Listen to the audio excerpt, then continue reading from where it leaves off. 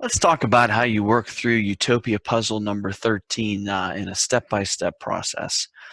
So step one, uh, these ones are very key because if you're looking from this viewpoint, you can only see one building.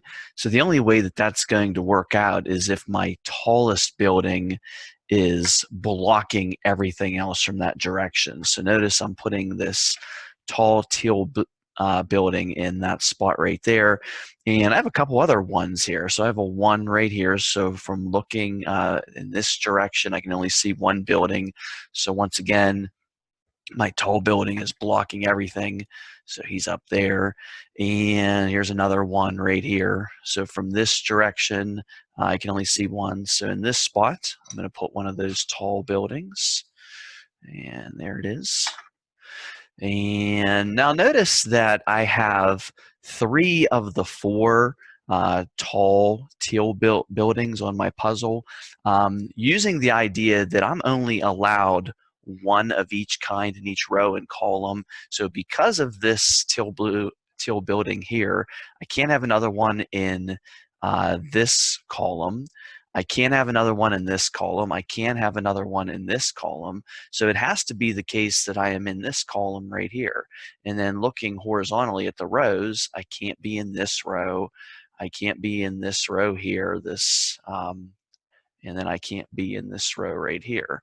So I have to be in this row right here. So the place where it has to be is right here.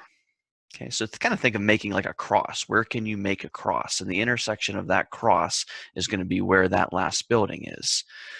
Okay, from here, where can we go? All right, so you kind of got to, look around and see if there's something that jumps out at you. And for me, and for you as well, you should always be looking for 4s. 4s are great to see because then you know that the buildings are in order from the shortest to the tallest, looking from this point over this way. So I know my smallest building, my little blue building, has to be right there. And my next tallest building would be my orange building. That has to be right there. And if you're using the numbers, this is building 1, this is building 2, this is going to be building 3, or the yellow building. And my tall teal building is building number 4. Right? So from there, where can I go next? Well, another helpful hint is knowing that I can see 2 buildings from this position right here. So if I'm standing here looking this way and I'm seeing 2, well, one of those 2 has to be this tall building. I'm always going to see this no matter what because it's the tallest building. And then I already used my orange building or my number 2 building here. I know that I need to have a blue building and a yellow building there. Now realize that if I put the shorter building in front here, I would be able to see the blue building, the yellow building, and the teal building, or the number 1 building, the number 3 building, and the number 4 building. So I know that if I'm only seeing 2, it has to be the other way around. So it has to be the case that this building is here, and it's going to be blocking the shorter blue building and the shorter orange building, so I wouldn't be able to see them from this position. So from this position, seeing 2 buildings, I know I have to see this yellow one and that tall teal one. And here, I'll try to tilt it so you can kind of see. My yellow one is my tallest. I'll be able to see that one and the tall teal one. Okay. From there, the next thing that maybe jumps out at you would be that, well, let's see here.